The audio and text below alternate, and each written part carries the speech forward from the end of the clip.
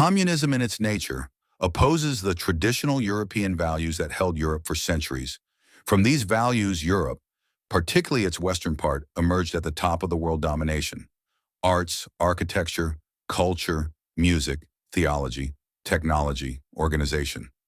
The importance of the blood, preserving family, preserving the soil that was given to you from your ancestors, is an central part of all European nations. How can an ideology that opposes every single aspect of the superior culture emerge from there? It is certain that this ideology is totally foreign to the nature of the white people. Who wanted to deracinate Europe from its roots into a globalist, brutal dictature of the proletariat? Bolsheviks? What was their background? We will find out. Karl Marx is the person who established communism. Ironically, he was not German.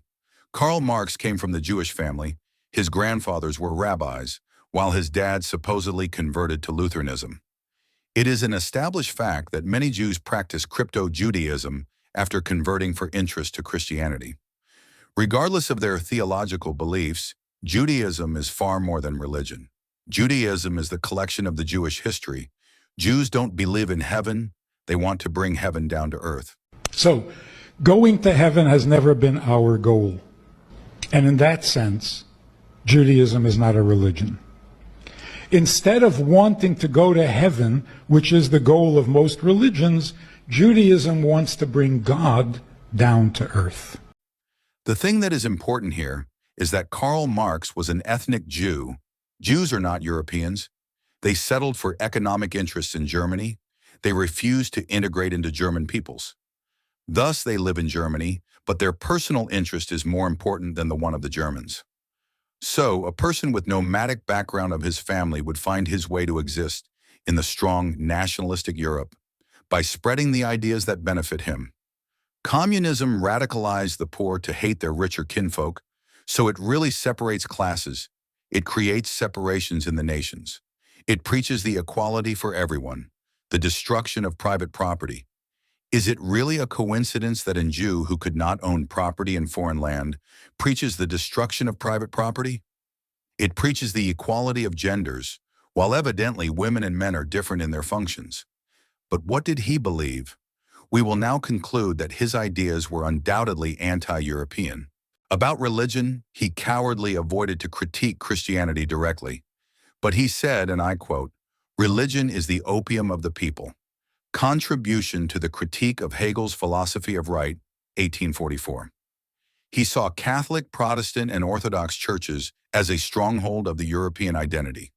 That means that he openly disregarded one integral part of the European identity, while avoiding the direct critique of the European majority religion, Christianity.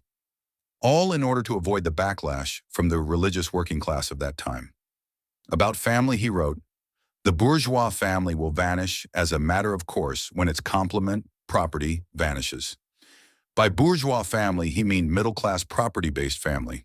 That kind of strong and successful families that pass their inheritance to the next generation was a thorn in the eye for Marx. So he stirred up the hate between the poor and the richer. They created the class struggle. They created the resentment between the people of different financial power. About traditionalism, he wrote, "All that is solid melts into air." He surely did not possess any respect for the culture that he lived in, and he frequently advocated against the identity of Europeans, always basing that on the money, directly materialism. Is it a coincidence that a Jew is not able to see anything except the pure materialism? So he manipulated the mass not just to hate the rich, but to hate everything that is attached to their identity. But they shared everything except the same economic status. If Marx was really obsessed about the stability of all peoples, why did he also spew hate on the whole identity and culture of Europe? It is clear that he also wanted to change the distinct cultures of Europeans into a mixed globalistic slop. About workers and nationalities, he wrote, "The working men have no country," implying that the biggest part of the society is not connected to the nation, further implying that the rich at the top are the oppressors that spread the so-called idea of the nation. Also, the quote is very clear. Instead of, for example, French workers focusing to better their country, Germans to better German conditions, etc., he wanted to recruit all workers into an organization that is in its nature foreign to their cultural identity. All of this could be avoided because the workers wanted moderate working shifts and slightly better living conditions regarding housing, food, and water. Instead of focusing just on that, he radicalized this big group into a self-hating mass. Working class conditions improved everywhere without the communism, and they can be improved even more without the communism. So it's clear that he wanted to change their whole belief system, to make them hateful and resentful of their whole identity, finishing the job by making them materialistic and soulless, deracinated group where no pillars of civilization remain. While he wanted to act like someone who cares about the workers, he never worked a day in his life. He lived off the support of his friends. Even his kids continued to live like that, spreading Marxist ideas across Europe. His daughter Eleanor Marx was a trade union organizer in England. His son-in-law, Paul Lafargue, was born from a mixed-race relationship, and he also had Jewish ancestry. He married Laura Marx. He was one of the founders of the socialist and the communist movement in France. Charles Longuet was married to Jenny Marx. He worked as a journalist, and he was one of the members in the Paris Commune. He served in the French Chamber of Deputies, and he was associated with a socialist propaganda press, Le Rappel. Many Europeans with a low sense of national pride and the sense of belonging into this culture joined Marx's cause. It is important to note that Karl Marx was in contact with Moses Hess, the so-called communist rabbi that is one of the first pioneers of Zionism. Hess published a book, Rome and Jerusalem, in which he subtly spat hate on the European civilization while he lived in it. Can you imagine that evil ungratefulness? He said, "Papal Rome symbolizes to the Jews an inexhaustible well of poison." In the same vein, he writes, "It is true that Christianity shed a certain glow during the dark ages of history, but its light only revealed the graves of the nations of antiquity. Christianity is, after all, a religion of death." Hess's work influenced Theodor Herzl, the father of the modern Zionism, also an atheist. All these connections are pretty clear. Communism is in favor for the Jews that are ungrateful for the countries that bring them in. Their main goal is to weaken them with the real opium, called communism, to the point that they cannot see the perspective. The first place where the dictature of the proletariat was established is in Paris from 18th March to 28th May of 1871. France, at its weakest during the war, almost got the finishing shot with the newly established commune in its capital. Their short-lived exploitation of the situation was finished with the national government in Versailles sending an army to clear Paris. In just 1 week, Paris was brought back to control. Jews founded the first Marxist party of France, and also, as expected, many of them were influential in the Paris Commune, while on the other side, being totally non-existent in the ranks of French nationalists. Most notable Jews in the Commune were, first is Leo Frankel. He was a Hungarian-born Jewish socialist who became a central figure in the Commune. He was elected to the Commune's council in March 1871 and served as its delegate for labor, industry, and trade. Wounded during the Commune's defense, he managed to escape execution. Later, he continued socialist activity abroad, joining the leadership of the International Workingmen's Association, IWA. Second is Simon Deutsch, an Austrian-born Jewish bibliographer and businessman. During the Commune, he held a prominent role in the finance department of the Commune. After the Commune's fall, he was arrested. His life was spared thanks to diplomatic intervention. Then we have Armand and Lazar Levy. According to records cited by historians of Jewish involvement in the Commune, Armand Levy and Lazar Levy were among the Jews who signed the Commune's electoral declaration of 23 March 1871. It is also important to note the notable Jews that praised this Commune. Moses Hess was a philosopher and early socialist. Hess was a Jewish philosopher who is often considered one of the founders of modern socialism and Zionism. While not directly involved in the Paris Commune, his ideas on socialism influenced many of the social movements of the time. Hess's writings on socialism, such as The Holy History of Mankind, inspired later thinkers who were involved in movements like the Commune. Léon Blum was not directly involved in the Paris Commune of 1871. He is a key figure in French Jewish history and socialism. Blum, a socialist and the first Jewish prime minister of France, was strongly influenced by the Commune's ideals, and his political career and the role of Jews in French socialist movements were impacted by the legacy of the Commune. He also defended Dreyfus, a Jewish French officer that sold info to the Germans. As we saw, Jews founded, governed, and supported the Commune, even after its dissolution. Now we have the Russian Revolution attempt of 1905. Again, we find the same ritual. Certain country loses the war, Jews erupt the masses with all deracinated ideas into an angry mob. Gorgy Gapon, a Orthodox priest, led a protest for shorter work hours, higher wages, and a constitution for the vast Russian Empire.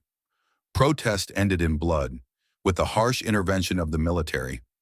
This incident was used among the Jewish communists to radicalize masses into their influence. St. Petersburg Soviet was established by Leon Trotsky, a Jew with a real name of Lev Davidovich Bronstein. The whole communist leadership was led outside of any proportions by the Jews. Vladimir Lenin was also prominent. He clearly had Jewish ancestry. His other ancestors probably converted from Judaism to Orthodoxy in order to get better acceptance in society. But still, his anti-Russian nature remained. He was the leader of the Bolsheviks, the leader of the Mensheviks. Lenin's opposition was Yuli Tsederbaum, who was also an ethnic Jew. Vladimir Medem, and leader of the Jewish Bund, General Jewish Labor Bund, advocated for Jewish cultural autonomy. In what fantasy land should a settled minority that made roughly about 2% of the whole population get in country inside a country?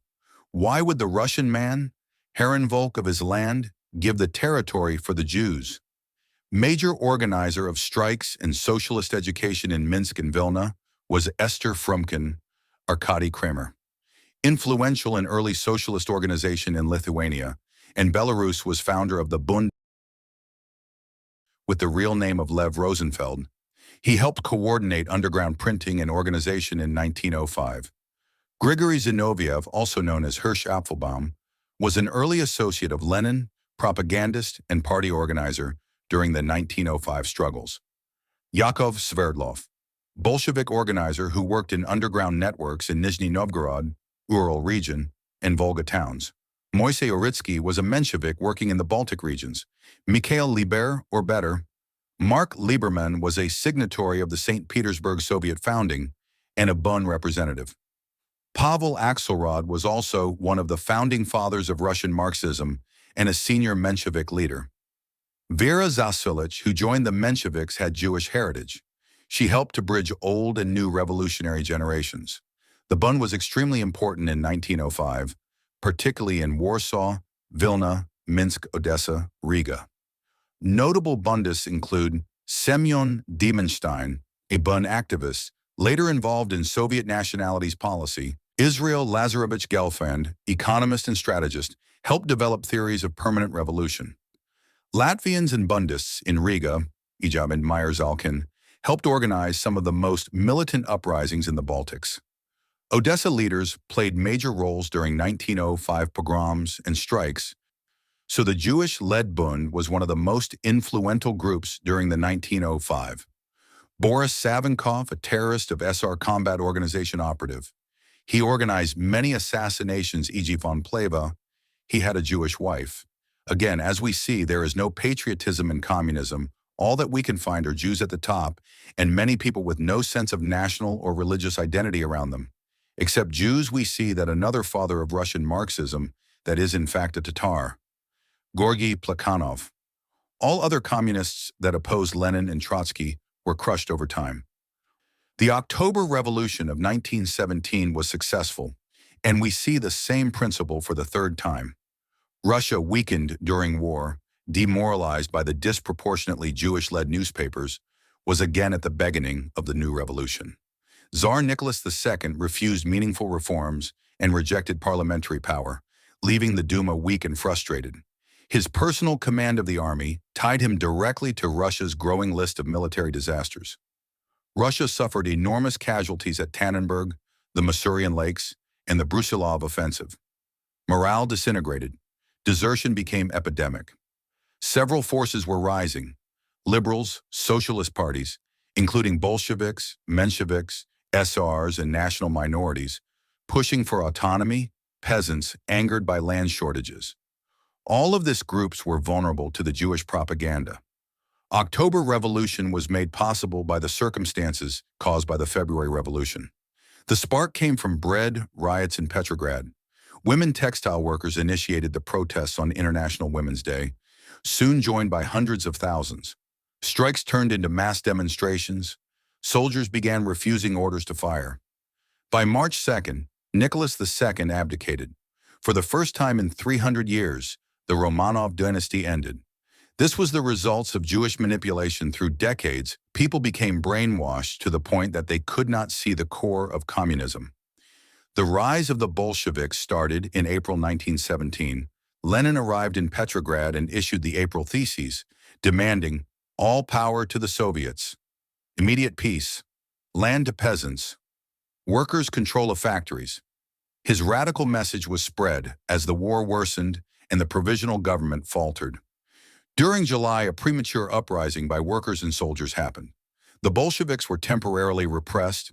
Lenin fled to Finland. Time after time, as we saw, Lenin fled his cause at the risk of capture or death.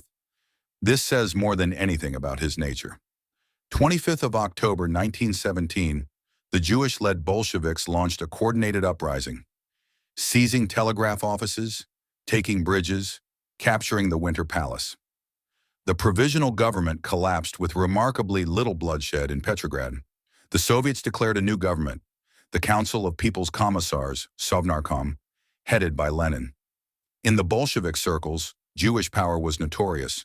The most influential were Leon Trotsky, Lev Davidovich Bronstein, the central leader of the October Revolution, chairman of the Petrograd Soviet, architect of the Red Army, one of the most influential revolutionaries of the entire 20th century.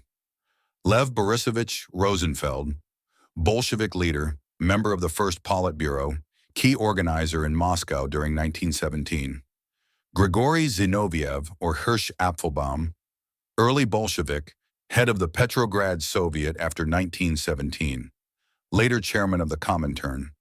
Yakov Sverdlov, organizational mastermind of the Bolshevik Party, first chairman of the All-Russian Central Executive Committee, coordinated party structure during the takeover.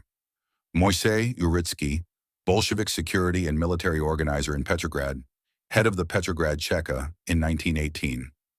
Karl Radek, Karl Sobelson, Bolshevik journalist and propagandist, prominent in the left opposition, important figure in the Comintern. Adolf Joffe, negotiator at Brest-Litovsk, diplomat and close associate of Trotsky, influential in early Soviet foreign policy. Mikhail Lashevich, commander during the Civil War, member of the Petrograd Military Revolutionary Committee, also to add Alexandra Kollontai, Bolshevik feminist figure, People's Commissar for Social Welfare, first woman in the world to serve as a government minister, unqualified of course. Bund figures were active in 1917. Although the Bund did not lead the October Revolution, it played an important role in Soviet elections, labor organizing, anti-pogrom defense, propaganda. Notable Bundists include Vladimir Medem, Noah Portnoy, Zalman Shazar, later President of Israel, then a youth activist. Revolutionary intellectuals of Jewish origin, such as Isaac Steinberg, left SR leader, opponent of Bolshevik centralization, People's Commissar of Justice in 1917 to 1918. Boris Kamkov, Viktor Chernov's associate, left SR ideologue, active in key 1917 debates. President of Russia, Vladimir Putin, said on live television that Jews made up total of 80 to 85% of most influential Bolsheviks. Решение о национализации этой библиотеки было принято советским правительством, первым советским правительством, и членами его являлись примерно на 80-85% евреи. Они всех гребли под одну гребенку. И вот эти идеологические шоры и ложные идеологические установки, они, слава богу, The execution of Tsar Nicholas II and his family on the 17th of July 1918 in Yekaterinburg was carried out under orders from the Ural Soviet, the local Bolshevik authority in the city. The Ural Soviet, led by Bolshevik officials in Yekaterinburg, made the immediate decision to execute the Tsar, his wife Alexandra, their 5 children, and 4 loyal servants.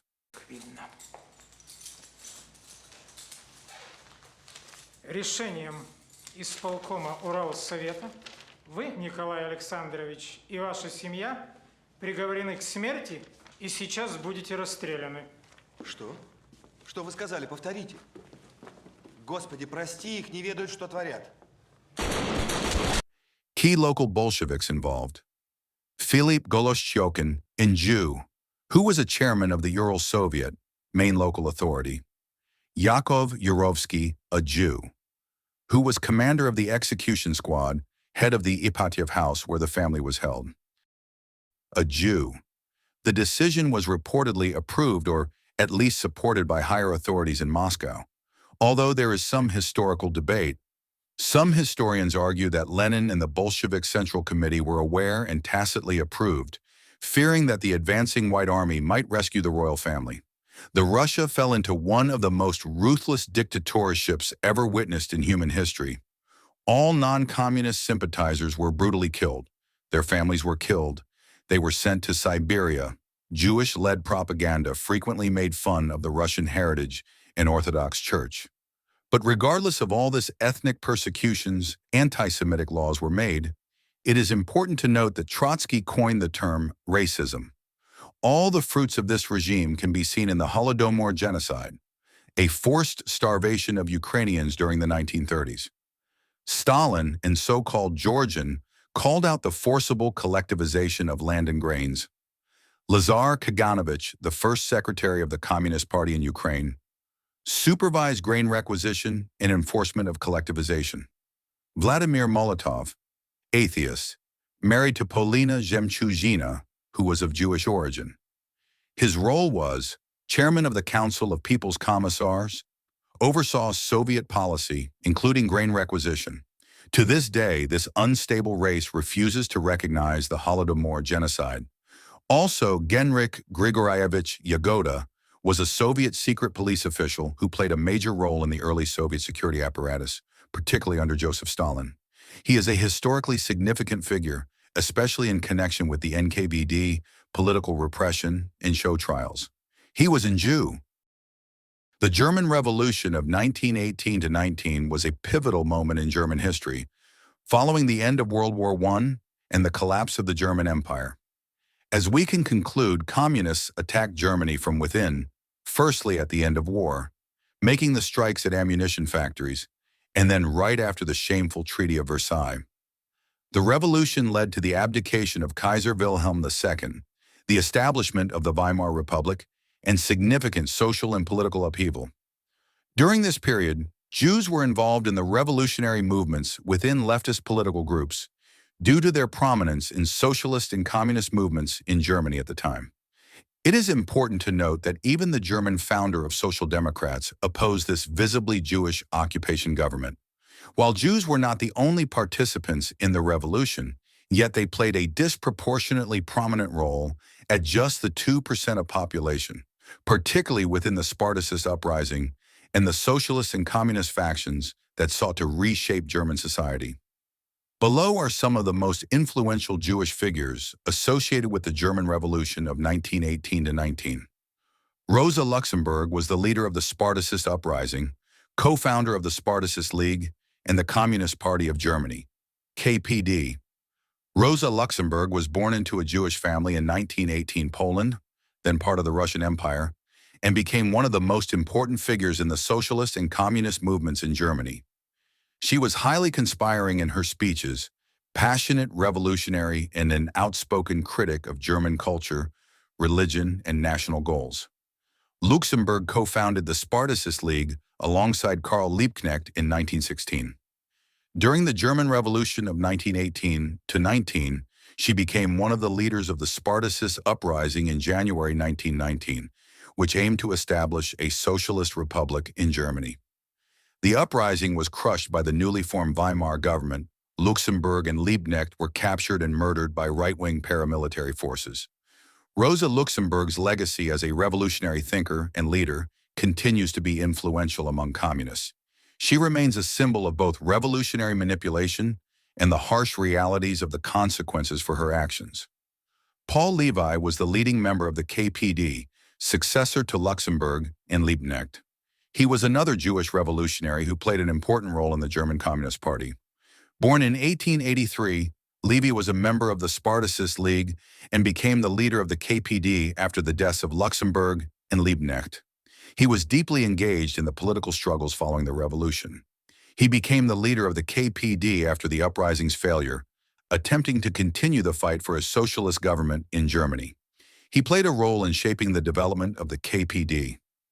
Leo Yogachez was a revolutionary Marxist, co-founder of the Spartacist League. Leo was born into a Jewish family in what is now Lithuania. He was a significant figure in the early socialist movement in Germany and a close collaborator with Rosa Luxemburg. Yogachez was a key leader of the Spartacist League alongside Luxemburg and Liebknecht. He was instrumental in organizing the left-wing revolutionary activities in Berlin during the German Revolution. Though not as well known as Luxemburg or Liebknecht, he was an important strategist and thinker within the movement. Yogachez played a pivotal role in the foundation of the KPD, but was largely forgotten after his assassination by the police in 1919, during the suppression of the Spartacists. His legacy as a Marxist theorist and organizer remains influential in certain revolutionary circles.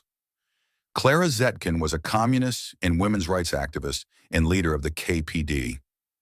Married to a Jew named Osip Zetkin, her influence on socialist and feminist movements in Germany during this period was immense. Zetkin was a prominent member of the Spartacist League and later the KPD. She was a major advocate for women's rights within the socialist movement and worked closely with Luxemburg and Liebknecht to advance socialist and feminist causes. August Thalheimer was a Jewish Marxist theorist and revolutionary active in Germany during the post-WWI period. He was part of the Spartacist League and the broader communist movement. Thalheimer contributed to the theoretical foundations of the KPD. The People's State of Bavaria, Volksstaat Bayern, was a short-lived socialist state that existed in Bavaria from November 1918 to May 1919, during the chaotic period following the end of World War I and the collapse of the German Empire. It was established as part of the broader German Revolution of 1918 to 1919, which saw the fall of monarchies across Germany and the rise of various left-wing movements, including socialist and communist uprisings. Jews were highly involved in both the People's State of Bavaria and the Bavarian Soviet Republic. Many of the key figures in the revolutionary government, the workers' councils, and the leadership of the Bavarian Soviet Republic were of Jewish descent, reflecting the larger trend of Jewish involvement in the revolutionary and socialist movements in Eastern and Central Europe at the time, with a simple goal to destroy the European order. Eugen Leviné was born into a Jewish family in Munich. He was a committed Marxist revolutionary and a member of the Spartacist League. Leviné was a key figure in the creation and leadership of the Bavarian Soviet Republic in April 1919. Leviné became the president of the Bavarian Soviet Republic after it was declared in early April 1919. He and other left-wing radicals sought to establish a workers' and soldiers' government in Bavaria, inspired by the Russian Revolution. However, the republic was short-lived and faced heavy opposition from the Weimar government and the Freikorps. Leviné's leadership in the Bavarian Soviet Republic was marked by bold revolutionary rhetoric and efforts to radicalize the Bavarian working class. Unfortunately for Leviné and the Republic, it was defeated by the Freikorps in May 1919, and he was arrested, tried, and executed by firing squad. Ernst Toll, he became an important figure in the German revolutionary movement during and after World War I, as well as a well-known playwright and writer. He played a key role in the revolutionary left in Bavaria and Germany. Toller was one of the leaders of the Munich Soviet for a brief period, and during the 1918-19 revolution, he attempted to organize workers and soldiers. He was later imprisoned after the suppression of the Bavarian Soviet Republic.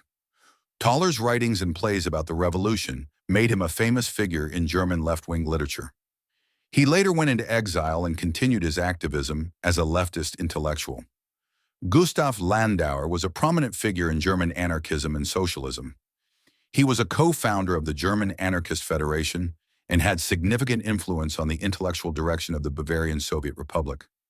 His ideas were vital in shaping the more anarchist socialist faction of the Bavarian left.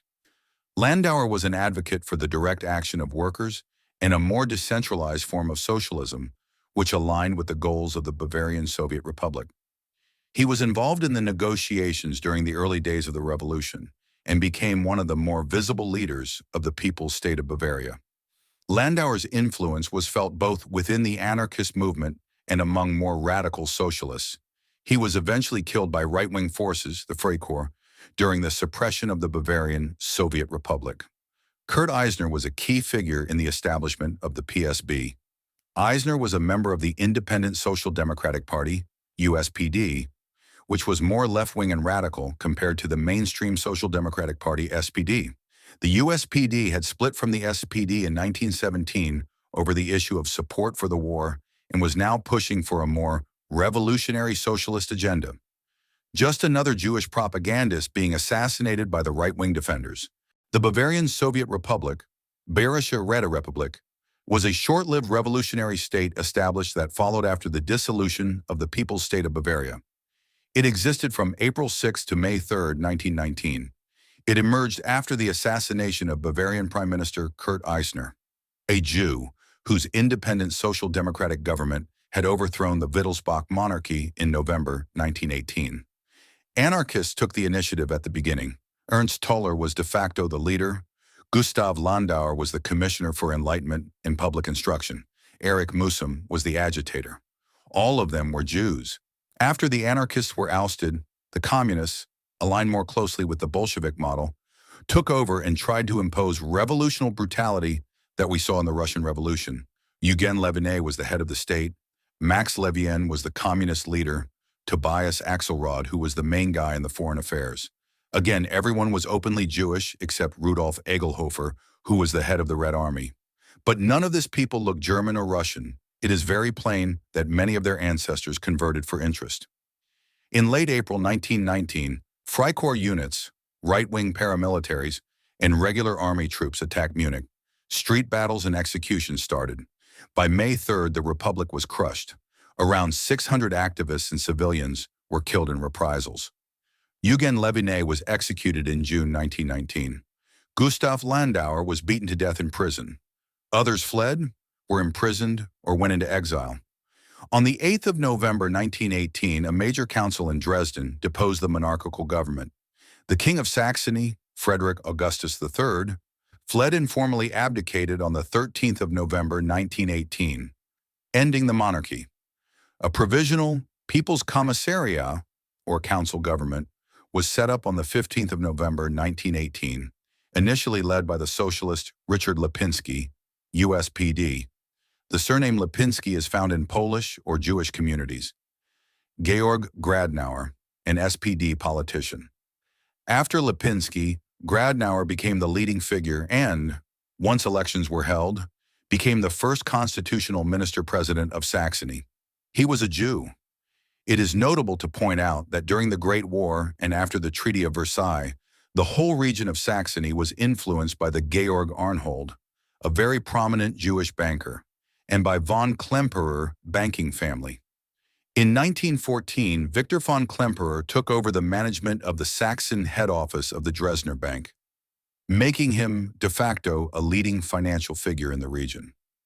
Würzburg's Soviet Republic lasted only for a few days, proclaimed on the 7th April and ended on the afternoon of the 9th April. Felix Freudenberger was a key figure in the local Workers' and Soldiers' Council, the revolution in Hungary. At the end of World War I, the Austro-Hungarian Empire collapsed, plunging Hungary into political chaos. In November 1918, the Kingdom of Hungary declared itself independent under the liberal socialist government of Mihaly Karolyi. However, economic collapse, territorial losses, and social unrest weakened Karolyi's administration. Workers' and soldiers' councils began to form, inspired by the Russian Bolshevik Revolution. By March 1919, These pressures allowed the Hungarian Communist Party, led by Bela Kun, to seize power in Budapest. On 21 March 1919, the Hungarian Soviet Republic was proclaimed. By August 1919, Romanian forces occupied Budapest, and the regime collapsed.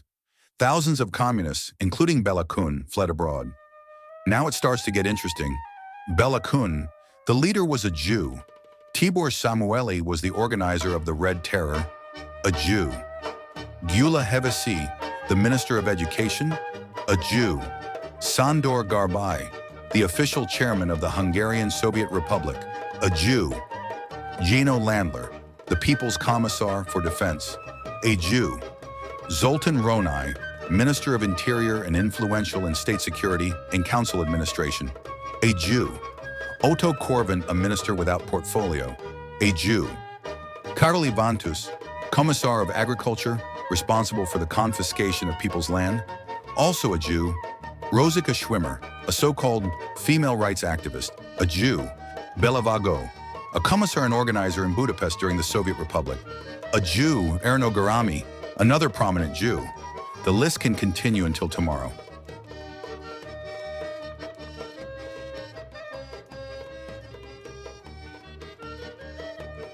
In newly established Yugoslavia, Filip Filipović, a Serbian communist and a deserter from all wars led by Serbia, came to meet with Bela Kun in order to organize the uprising. Yugoslav police arrested Alfred Diamanstein, a German Jewish merchant, that ratted out on the whole plan, leading to multiple arrests and an unsuccessful coup. Now we will study the four internationals, and we will also look through other European communist parties in the interwar period. The first international was established in London in 1864, and it was shut down in 1876. Main figures were Karl Marx himself, Friedrich Engels, Mikhail Bakunin, who was a Russian anarchist. Isn't it funny that some charlatan from Russia is coming to the West in order to spread his correct political view? It is important to note that Bakunin was the opponent of Marx, and Paul Lafargue, Marx's son-in-law, who had Jewish ancestry. Second International was established in 1889 in Paris. Main figures were Karl Kautsky, leading Marxist theoretician, who was likely Jewish. He also had a Jewish wife, Louisa Ronsperger. Rosa Luxemburg, who was a Jew. Vladimir Lenin, who, as we know, had Jewish ancestry. Eduard Bernstein, the father of revisionist social democracy and an ethnic Jew. Georgy Plekhanov was mixed. He was not Russian, but Tatar. In 1879, he entered a relationship with Rosalia Bograd, who was a Jew. Jean Jaurès was French, but he supported Dreyfus during the affair. August Bebel was another prominent member who was reportedly not Jewish. The Third International was founded in Moscow, 1919. Again, we have our notable Jews such as Lenin, Trotsky, Zinoviev, Bela Kun, Willy Munzenberg, who was called a propaganda mastermind. Stalin was likely not a Jew, but he was not in Russian either. Many nationalists at that time pushed the idea of his Jewish ancestry. Fourth was established again in Paris in 1938 by Trotsky. Pierre Frank was the Jew who organized Trotskyism in France. Then we have Ernest Mandel, who was the main economist, also a Jew. Other notable communists of the Fourth International were Nahuel Moreno, who was a Latin American communist, and Michel Pablo, who was likely of Greek origins, but he used many pseudonyms during his life. In Italy, one of the co-founders of the Italian Communist Party was Umberto Terracini, who was Jewish. In Poland, according to one study, Jews made up about 30% of all KPP members. Among the party elite, mid-level cadres, leadership positions, the share of Jews was higher. Many sources estimate approximately 40% of activists in leadership-level roles were of Jewish origin. In youth and ancillary organizations associated with the communist movement, e.g. youth league support organizations, Jewish participation was often even higher, sometimes 50% or more. Some specific prominent leaders are known to have been Jewish. For example, Jakob Berman, a top post-war PZPR official, came from a Jewish family. In scholarly discussions of the interwar communist movement in Poland, the overrepresentation of Jews, relative to their share in general population, is frequently noted. Rosa Luxemburg, active in Poland and Germany. Felix Dzerzhinsky, the head of Czechia, lived in Vilna, a place with strong Jewish presence. A book, Czechia, by George Leggett is popularized on the Jews and Poles database website. That book suggests how Felix became Judaized. Goldman's sister, Julia, was for several years Dzerzhinsky's romantic love, formed a deeply romantic attachment lasting from 1905 to early 1910 for another Jewish woman, Sabina Feinstein, sister of a prominent SDKPIL member. Very soon afterwards, in November 1910, Dzerzhinsky married Sofia Sigismundovna Nemushkat, who was likewise Jewish. That's on the 25th page. Adolf Warski, a Polish Jew, was a leading ideologue and co-founder of the Communist Party of Poland. Jakub Furstenberg was another Jew. That was close ally of Lenin. The list can continue until tomorrow. In Spain, around 20 to 25% of all volunteers were Jews. Among those volunteers, there was a distinct unit named the Naftali Botwin Company, named after a Polish-Jewish communist criminal, Naftali Botwin. Dolores Ibarruri is an equivalent of Rosa Luxemburg. In Yugoslavia, the most notable is Moshe Piade, with the others displayed on the screen. In Romania, we have Max Goldstein, Nikolai Goldberger. In Greece, Abram Benaroya played a key role in the foundation of the Socialist Workers' Party of Greece in 1918, the predecessor of the Communist Party of Greece. He was also active in Bulgaria. His main associates were militant Sephardic Jews, Alberto Arditi, David Recanati, and Joseph Hassan, and so forth. Victor Adler, the founder of Austrian Social Democracy, was also Jewish. Otto Bauer, who was Jewish. Friedrich Adler, a prominent revolutionary Jew, and Hugo Bettauer was a Jewish leftist cultural figure. He contributed to left-wing debates. In U.S., Abraham Cahan was a socialist and a founder of the Jewish Daily Forward. Max Shachtman was Marxist theorist, Trotskyist leader. Bertram D. Wolfe was an American communist, Trotskyist, later anti-Stalinist. In Canada, Fred Rose was the first communist elected to Canadian Parliament. Frankfurt School that emerged in Germany after the Great War was totally Jewish, down to the last member. They aimed to push the cultural Marxism through notorious propaganda. After the National Socialist Patriots kicked them out of Germany, they fled to USA, where they became rooted in. Max Horkheimer, director of the Institute for Social Research. Co-author of Dialectic of Enlightenment, Jewish. Theodore W. Adorno, a philosopher, sociologist, musicologist. Culture Industry Theory, Jewish. Herbert Marcuse was a philosopher, critical theory and new left influence, Jewish. Erich Fromm, psychoanalyst and social psychologist, a Jew. Friedrich Pollock was the economist. He studied corporate capitalism, Jewish. Leo Löwenthal was a literary and cultural critic, Jewish. Walter Benjamin was a philosopher, literary critic, analyzer of modernity, Jewish. Franz Neumann was a political scientist, Jew. They revived the Hegelian Marxist tradition while incorporating Freudian insights, creating a unique interdisciplinary framework for social criticism. Their critique of authoritarianism, fascism, and capitalist ideology informed new left movements in the 1960s and beyond. They influenced later fields such as cultural studies, media theory, sociology of mass culture, and critical pedagogy. They studied sexuality and repression in the context of social psychology, particularly Erich Fromm and Theodor Adorno. Freud-inspired critiques of authority, repression, and the family influenced later sexology and queer theory. Scholars in New Left, gender studies, and queer theory, 1960s onward, drew indirectly on Frankfurt School ideas about repression, authority, and liberation. They critiqued authoritarianism, domination, and social hierarchy. De facto, directly European nationalism. They opposed nationalism, fascism, and authoritarianism, emphasizing cosmopolitan Marxist internationalism. Today, we can see the fruits of this ideology. They were generally not religiously observant, approaching Judaism as a cultural and historical identity rather than a faith. But still, they were Jews. Some individual members, like Erich Fromm, expressed sympathy for Jewish culture and heritage. In The Authoritarian Personality and Erich Fromm's Escape from Freedom, the Frankfurt School argued that traditional patriarchal family structures could instill authoritarian traits, making it a negative institution. Can you imagine that? They despised strong families that were rooted in their identity generation after generation. All of their ideas were anti-American, anti-white, and anti-Christian. Through subtle critique, they became more radical through the years. Something that was once holy is deemed undesirable, all thanks to the generational propaganda. But today, fellow Europeans and people of the whole world, we can see the fruits of this ideology. We can recognize the perpetrators. We can remove its influence. This short video was a short informative documentary about the basic facts. In the following period, you could expect to see many more videos. We will cover the ideology of communism in depth, and we will also expand our research on other issues. Until then, study, do research, become educated, and don't forget to state the facts.